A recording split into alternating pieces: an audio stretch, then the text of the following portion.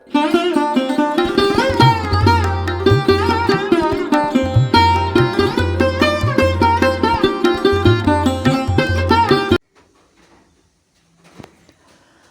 ಸಿರಿ YouTube channel ಎಲ್ಲ ವೀಕ್ಷಕರಿಗೂ ಅಂಗನವಾಡಿ ಕಾರ್ಯಕರ್ತರಿಗೆ ಯುಗಾದಿ ಹಾಗೂ ರಂಜಾನ್ ಹಬ್ಬದ ಶುಭಾಶಯಗಳನ್ನು ಕೋರ್ತಾ ಪೋಷಣ್ ಟ್ರ್ಯಾಕರ್ ಅಪ್ಡೇಟ್ ಆಗಿದೆ.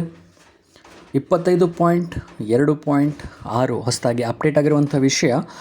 ಇಲ್ಲಿ 7 ವಿಷಯಗಳು ಹೊಸದಾಗಿ ಅಪ್ಡೇಟ್ ಆಗಿರುವಂಥದ್ದು ಈ ವರ್ಷನಲ್ಲಿ. ಅದೇನೇನಂಥೇಳಿ ನಾವು ತಿಳ್ಕೊಳ್ತಾ ಹೋಗೋಣ. ಮೊದಲದಾಗಿ ಪೋಷಣ್ ಟ್ರ್ಯಾಕರನ್ನು ಇನ್ನೂರಕ್ಕೂ ಯಾರು ಅಪ್ಡೇಟ್ ಮಾಡ್ಕೊಂಡಿಲ್ಲ ಅಪ್ಡೇಟನ್ನು ಮಾಡ್ಕೊಳ್ಳಿ.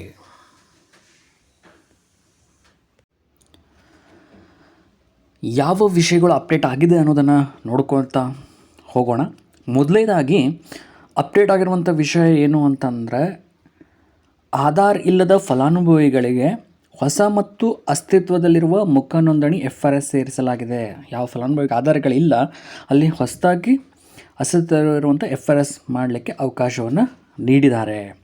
ಇನ್ನು ಎರಡನೇದಾಗಿ ಅಪ್ಡೇಟ್ ಆಗಿರುವಂತಹ ವಿಷಯ ಏನಂದರೆ, THR HCM ವಿತರಣೆಗೆ ಈಗ FRS ಅಗತ್ಯವಿದೆ. ನೀವು THR ಮತ್ತು HCM ಡಿಸ್ಟ್ರಿಬ್ಯೂಷನ್ ಏನು ಮಾಡ್ತಿದ್ದೀರಿ, ಟೇಕ್ ಹೋಮ್ ರೇಷನ್ ಆಗಿರ್ಬೋದು, ಹಾಟ್ ಕುಕ್ ಮೇಲ್ ಆಗಿರ್ಬೋದು, ಅವುಗಳಿಗೆ FRS ಅಗತ್ಯತೆ ಇದೆ ಅನ್ನುವಂಥದ್ದು. ಇನ್ನು ಮೂರನೇದಾಗಿ ಇಂಪಾರ್ಟೆಂಟ್ ಆಗಿ ನೋಡುವಂಥದ್ದು ಏನಪ್ಪ ಅಂದರೆ, ನವೀಕರಿಸಿದ THR HCM ಮಾನ್ಯತೆ.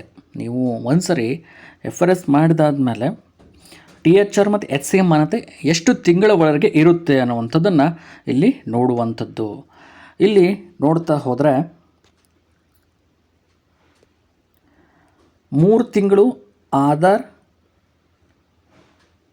ದಾಖಲಾತಿ ಸಂಖ್ಯೆಯೊಂದಿಗೆ. ನೀವೇನಾದರೂ ಆಧಾರ್ ದಾಖಲಾತಿ ಸಂಖ್ಯೆಯನ್ನು ಹಾಕಿ THR HCM ಮಾಡಿದರೆ ಅದರ ಅವಧಿ ಎಷ್ಟು ಇರುತ್ತೆ ಅಂದರೆ 3 ತಿಂಗಳವರೆಗೆ ಇರುತ್ತೆ. 3 ತಿಂಗಳವರೆಗೆ ಇರುವಂಥದ್ದು. ನಂತರ ಆಧಾರ್ ದಾಖಲಾತಿ ಸಂಖ್ಯೆ ಇಲ್ಲದೆ 1 ತಿಂಗಳವರೆಗೆ ಮಾನ್ಯತೆ ಇರುತ್ತೆ. ನವೀಕರಿಸಿದಂಥ THR HCM ಮಾನ್ಯತೆ, ಆಧಾರ್ ದಾಖಲಾತಿ ಸಂಖ್ಯೆ ಇಲ್ಲದೆ 1 ತಿಂಗಳು, ಆಧಾರ್ ದಾಖಲಾತಿ ಸಂಖ್ಯೆಯೊಂದಿಗೆ 3 ತಿಂಗಳವರೆಗೆ ಇರುವಂಥದ್ದು. ಇನ್ನು ಆಧಾರ್ ದಾಖಲಾತಿ ಸಂಖ್ಯೆಯನ್ನು ಈಗ ಫಲಾನುಭವಿ ಪ್ರೊಫೈಲ್ನಲ್ಲಿ ಸೇರಿಸಬಹುದು. ಆಧಾರ್ ದಾಖಲಾತಿ ಸಂಖ್ಯೆಯನ್ನು ಈಗ ಫಲಾನುಭವಿ ಪ್ರೊಫೈಲಲ್ಲಿ ನೋಡುವಂಥದ್ದು. ಅದನ್ನು ನಾನು ಆ್ಯಪ್ ಲಾಗಿನ್ ಮಾಡಿಬಿಟ್ಟು ನಿಮಗೆ ಏನು ಅಂತ ಹೇಳಿ ಅಲ್ಲಿ ತೋರಿಸ್ತಾ ಹೋಗ್ತೀನಿ. ಅದ್ರ ಜೊತೆಗೆ 5ನೇದಾಗಿ ಅಪ್ಡೇಟ್ ಆಗಿರುವಂಥದ್ದು, ಅಸ್ತಿತ್ವದಲ್ಲಿರುವಂತಹ ಮುಖ ಡೇಟಾವನ್ನು ಬಳಸ್ಕೊಂಡು ವೇಗವಾಗಿ KYC ಮಾಡ್ಬೋದು. ಈಗಿರುವಂಥ ಮುಖದ ಡೇಟಾವನ್ನೇ ಬಳಸ್ಕೊಂಡು ವೇಗವಾಗಿ KYCಯನ್ನು ಮಾಡುವಂಥದ್ದು. 6ನೇದಾಗಿ ಅಪ್ಡೇಟ್ ಆಗಿರುವಂಥದ್ದು, ಸಂಪೂರ್ಣವಾಗಿ ಗುಣಮುಖರಾದ ಮಕ್ಕಳಿಗಾಗಿ ಬೆಳವಣಿಗೆಯ ಮೇಲ್ವಿಚಾರಣೆಯನ್ನು ನವೀಕರಿಸಲಾಗಿದೆ. ನೆಕ್ಸ್ಟ್ 7ನೇದಾಗಿ ಅಪ್ಡೇಟ್ ಆಗಿರುವಂಥದ್ದು, ದೋಷ ಪರಿಹಾರಗಳು ಮತ್ತು ಕಾರ್ಯಕ್ಷಮತೆ ಸುಧಾರಣೆಗಳು. ಇವಿಷ್ಟು 7 ಅಪ್ಡೇಟ್ಗಳು ಪೋಷಣ್ ಟ್ರ್ಯಾಕರ್ನಲ್ಲಿ ಈಗ ಅಪ್ಡೇಟ್ ಆಗಿರುವಂಥದ್ದು. ಅದು ಏನೇನು ಎಲ್ಲೆಲ್ಲಿ ಅಂತೇಳಿ ಪೋಷಣ್ ಟ್ರ್ಯಾಕರ್ ಲಾಗಿನ್ ಮಾಡಿ ನೋಡ್ಕೊಳ್ಳೋಣ. ಇದು 25.2.6 ಅಪ್ಡೇಟ್ ಆಗಿರುವಂಥ ವಿಷಯಗಳಾಗಿವೆ ಅಂತ ಹೇಳ್ತೀವಿ. ಬನ್ನಿ ಹಾಗಾದರೆ ಪೋಷಣ್ ಟ್ರ್ಯಾಕರ್ ಲಾಗಿನ್ ಮಾಡ್ಕೊಂಬಿಟ್ಟು ಎಲ್ಲೆಲ್ಲಿ ಯಾವ ವಿಷಯಗಳು ಏನೇನು ಅಪ್ಡೇಟ್ ಆಗಿದೆ ಅಂಥೇಳಿ ನೋಡ್ತಾ ಹೋಗೋಣ.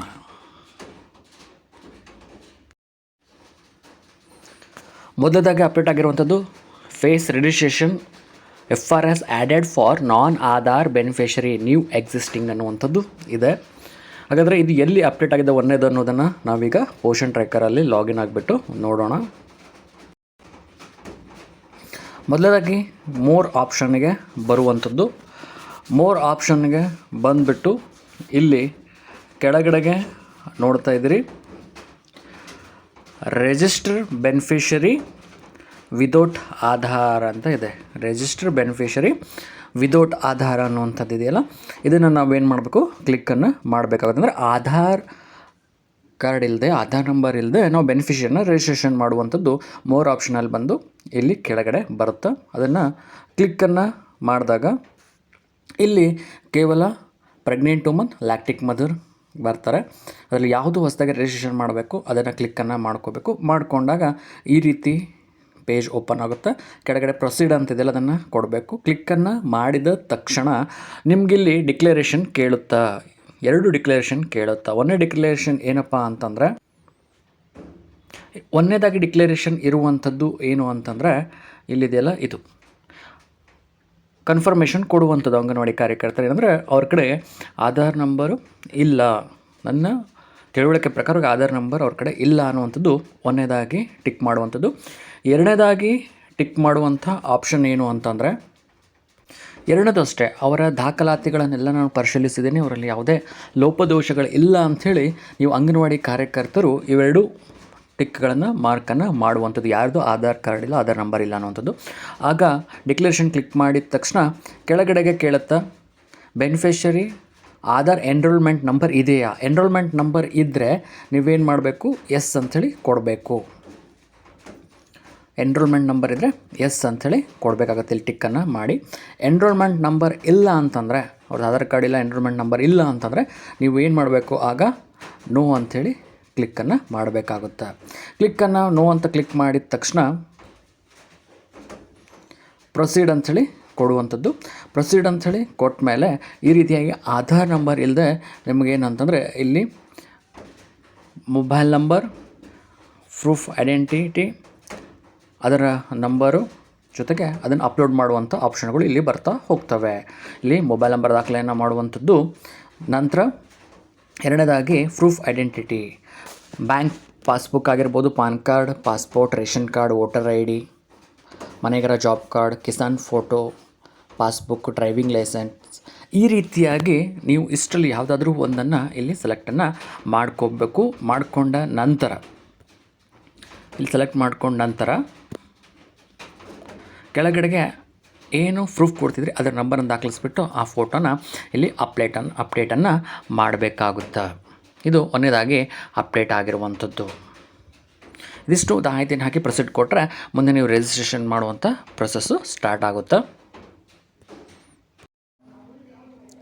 ಅದೇ ರೀತಿಯಾಗಿ ನಾವು ಎಸ್ ಅಂತ ಕೊಟ್ಟರೆ ಇಲ್ಲೆಲ್ಲ ಡಿಕ್ಲರೇಷನ್ ಇದೆಯಲ್ಲ ಅದೆಲ್ಲವನ್ನು ಟಿಕ್ಕನ್ನು ಮಾಡಿಬಿಟ್ಟು, ಆಗಲೇ ನೋ ಅಂತ ಕೊಟ್ಟಿದ್ದೀವಿ, ಇವಾಗ ಎಸ್ ಅಂಥೇಳಿ ಕ್ಲಿಕ್ಕನ್ನು ಮಾಡಿದಾಗ ಇಲ್ಲಿ ಆಧಾರ್ ಎನ್ರೋಲ್ಮೆಂಟ್ ನಂಬರ್ ಅಂದರೆ ನೀವು ಏನು ಆಧಾರ್ ಮಾಡಿಸ್ಲಿಕ್ಕೆ ಹೋಗಿರ್ತಾರೆ ಫಲಾನುಭವಿ ಅವರಿಗೆ ಎನ್ರೋಲ್ಮೆಂಟ್ ನಂಬರ್ ಅಂತ ಕೊಟ್ಟಿರ್ತಾರೆ, ಅದನ್ನು ದಾಖಲಿಸಬೇಕು. ಅದರ ಜೊತೆಗೆ ಆ ರೆಸಿಪ್ಟ್ ಕೊಟ್ಟಿರ್ತಾರೆ, ಎನ್ರೋಲ್ಮೆಂಟ್ ರೆಸಿಪ್ಟ್ ಕೊಟ್ಟಿರ್ತಾರೆ, ಅದನ್ನು ಅಪ್ಲೋಡನ್ನು ಮಾಡಿಬಿಟ್ಟು ನಂತರದಲ್ಲಿ ಪ್ರೊಸೀಡ್ ಅಂಥೇಳಿ ಕೊಟ್ಟು ಮಾಹಿತಿನ ಹಾಕಿದ ನಂತರ ಇಲ್ಲಿ ನೀವು ಆಧಾರ್ ನಂಬರ್ ಇಲ್ಲದೇ ಅಥವಾ ಎನ್ರೋಲ್ಮೆಂಟ್ ನಂಬರ್ ಮೇಲೆ FRS ಮಾಡುವಂಥ ಅವಕಾಶವನ್ನು ಇಲ್ಲಿ ಮಾಡಿಕೊಟ್ಟಿದ್ದಾರೆ ಈ ಅಪ್ಡೇಟ್ನಲ್ಲಿ. ಇನ್ನು ಎರಡನೇದಾಗಿ ಅಪ್ಡೇಟ್ ಆಗಿರುವಂಥದ್ದು THR ಮತ್ತು HM ಕೊಡುವಂಥ ಸಂದರ್ಭದಲ್ಲಿ FRS ಅಗತ್ಯವಾಗಿದೆ ಅನ್ನುವಂಥದ್ದನ್ನು ಅಪ್ಡೇಟನ್ನು ಮಾಡಿದ್ದಾರೆ. ಅದರ ಜೊತೆಗೆ THR ಮತ್ತು HM ಮಾನ್ಯತೆ ಎಷ್ಟು ಅವಧಿಯವರೆಗೆ ಇರುತ್ತೆ ಅಂಥೇಳಿ ಹೇಳಿದ್ದಾರೆ. ಏನು ಅಂತಂದರೆ ಆಧಾರ್ ಕಾರ್ಡನ್ನು ಹಾಕಿಬಿಡ, ಆಧಾರ್ ನಂಬರನ್ನ ಹಾಕಿಬಿಟ್ಟು ಏನು FRS ಮಾಡಿದ್ರಿ ಅವುಗಳಿಗೆ 3 ತಿಂಗಳವರೆಗೆ ಮಾನ್ಯತೆಯನ್ನು ಹೊಂದಿರುತ್ತೆ. ಯಾರು ಆಧಾರ್ ನಂಬರನ್ನು ಹಾಕಿ ರಿಜಿಸ್ಟ್ರೇಷನ್ ಮಾಡಿರಲ್ಲ, FRS ಮಾಡಿರಲ್ಲ, ಅವರ ಮಾನ್ಯತೆ 1 ತಿಂಗಳವರೆಗೆ ಇರುತ್ತೆ THR ಮತ್ತು HMನಲ್ಲಿ ಅಂಥೇಳಿ ಅಪ್ಡೇಟನ್ನು ಮಾಡಿರುವಂಥದ್ದು ಇಲ್ಲಿ ಹೊಸದಾಗಿ ಆಗಿರುವಂಥದ್ದು THR ಮತ್ತು HMನಲ್ಲಿ. ಅದರ ಜೊತೆಗೆ ಆಧಾರ್ ದಾಖಲಾತಿ ಸಂಖ್ಯೆಯನ್ನು ಈಗ ಫಲಾನುಭವಿ ಪ್ರೊಫೈಲ್ನಲ್ಲಿ ಸೇರಿಸ್ಬೋದು. ಯಾವುದು ಆಧಾರ್ ದಾಖಲಾತಿ ಇಲ್ದೇ ಮಾಡಿರ್ತೀರಿ ಅವುಗಳನ್ನ ಹೊಸದಾಗಿ ಮತ್ತು ಆಧಾರ್ ನಂಬರ್ ಬಂದ ಮೇಲೆ ಆ ಫಲಾನುಭವಿ ಪ್ರೊಫೈಲ್ಗೆ ಹೋಗಿಬಿಟ್ಟೆ ನೀವು ದಾಖಲಾತಿಯನ್ನು ನಂಬರನ್ನ ಸೇರಿಸ್ಬೋದು. ಅದ್ರ ಜೊತೆಗೆ ನೀವು KYC ಏನು ಮಾಡ್ತಾಯಿದ್ರಿ ಅದು KYC ಮಾಡುವಂಥದ್ದು ಏನು ನಿಧಾನವಾಗ್ತಿತ್ತು, ಇನ್ನು ಮುಂದೆ ಆ ರೀತಿ ತೊಂದರೆ ಆಗೋದಿಲ್ಲ. ಮುಖದ ಡೇಟಾವನ್ನು ಬಳಸ್ಕೊಂಡು FRS ಬಳಸ್ಕೊಂಡು ವೇಗವಾಗಿ ನೀವು KYCಯನ್ನು ಸಹ ಮಾಡಬಹುದು. ಅದೇ ರೀತಿಯಾಗಿ ಇಲ್ಲಿ ಆ್ಯಕ್ಷನ್ ಸೆಂಟರ್ನಲ್ಲಿ ನೀವು ನೋಡ್ತಾ ಇರ್ಬೋದು, ನಾನ್ ಆಧಾರ್ ರಿಜಿಸ್ಟ್ರೇಷನ್ ಅಂಥೇಳಿ ಬಂದಿದೆ. ನಾನ್ ಆಧಾರ್ ರಿಜಿಸ್ಟ್ರೇಷನ್ ಅಂಥೇಳಿ ಅದನ್ನು ಕ್ಲಿಕ್ಕನ್ನು ಮಾಡಿದಾಗ ಪೆಂಡಿಂಗು, ರಿಜೆಕ್ಟೆಡ್ ಅಂಥೇಳಿ ಇಲ್ಲಿ ಕಾಣ್ತಾ ಇದೆ. ಇಲ್ಲಿ ಯಾವುದೇ ಮಾಹಿತಿಯೂ ಲಭ್ಯವಾಗಿಲ್ಲ. ಇದು ಹೊಸದಾಗಿ ಇಲ್ಲಿ ಅಪ್ಡೇಟ್ ಆಗಿರುವಂಥದ್ದು. ಅದರ ಜೊತೆಗೆ ಆರೋಗ್ಯವಂತ ಮಗುವಿಗೆ ಬೆಳವಣಿಗೆಯ ಸಂಬಂಧಪಟ್ಟಂತೆ, ಗ್ರೋತ್ ಮಾನಿಟರಿಂಗ್ಗೆ ಸಂಬಂಧಪಟ್ಟಂತೆ ಅಪ್ಡೇಟನ್ನು ಮಾಡಲಾಗಿದೆ ಅನ್ನುವಂಥದ್ದು. ಇಲ್ಲಿ ಗ್ರೋತ್ ಮಾನಿಟರಿಂಗ್ ಬಂದು ಕ್ಲಿಕ್ಕನ್ನು ಮಾಡಿದಾಗ ನೀವು ಈ ತಿಂಗಳದ ಮಕ್ಕಳ ಎತ್ತರ ತೂಕವನ್ನು ಹಾಕಿದರೆ ಈ ರೀತಿಯಾಗಿ ತೋರಿಸ್ತಾ ಇದೆ. Beneficiary growth monitoring is completed for this month, ಅಂದರೆ ಈ ತಿಂಗಳ ಮಾಹಿತಿ ಹಾಕುವಂಥದ್ದು ಕಂಪ್ಲೀಟ್ ಆಗಿದೆ, ತೂಕ ಮತ್ತು ಎತ್ತರವನ್ನು ಹಾಕುವಂಥದ್ದು ಅಂತ. ಇಲ್ಲಿ ಇದು ಹೊಸದಾಗಿ ಅಪ್ಡೇಟ್ ಆಗಿರುವಂಥದ್ದು ಇಲ್ಲಿಯೂ ಸಹ ಗ್ರೋತ್ ಮಾನಿಟರಿಂಗ್ನಲ್ಲಿ. ಇನ್ನು ಏಳನೇದಾಗಿ ಅಪ್ಡೇಟ್ ಆಗಿರುವಂಥದ್ದು ಏನು ಸಣ್ಣ ಪುಟ್ಟ ಸಮಸ್ಯೆಗಳಿದ್ದು ಅವೆಲ್ಲವನ್ನು ಸರಿ ಮಾಡಲಾಗಿದೆ ಅನ್ನುವಂಥದ್ದು. ಈ ರೀತಿಯಾಗಿ 7 ಅಪ್ಡೇಟ್ಗಳು ಇಲ್ಲಿ ಆಗಿರುವಂಥದ್ದು. ಇದಿಷ್ಟು ಹೊಸದಾಗಿ ಪೋಷನ್ ಟ್ರ್ಯಾಕರ್ನಲ್ಲಿ ಅಪ್ಡೇಟ್ ಆಗಿರುವಂಥ ವಿಷಯ 25.2.6ರಲ್ಲಿ. ಹಾಗೆ ಈ ಎಲ್ಲ ಮಾಹಿತಿಯನ್ನು ಸರಿಯಾಗಿ ತಿಳಿದುಕೊಂಡ್ಬಿಟ್ಟು ಆ ವಿಷಯಗಳನ್ನು ಪೋಷನ್ ಟ್ರ್ಯಾಕರ್ನಲ್ಲಿ ಸರಿಯಾದ ರೀತಿಯಿಂದ ಕಾರ್ಯವನ್ನು ನಿರ್ವಹಿಸಲಿಕ್ಕೆ ಸರಳ ಆಗುತ್ತೆ ಅಂತ ಹೇಳ್ತಾ ಎಲ್ಲರಿಗೂ ಇಲ್ಲಿವರೆಗೂ ವಿಡಿಯೋವನ್ನು ನೋಡೋದಕ್ಕೆ ಧನ್ಯವಾದಗಳು.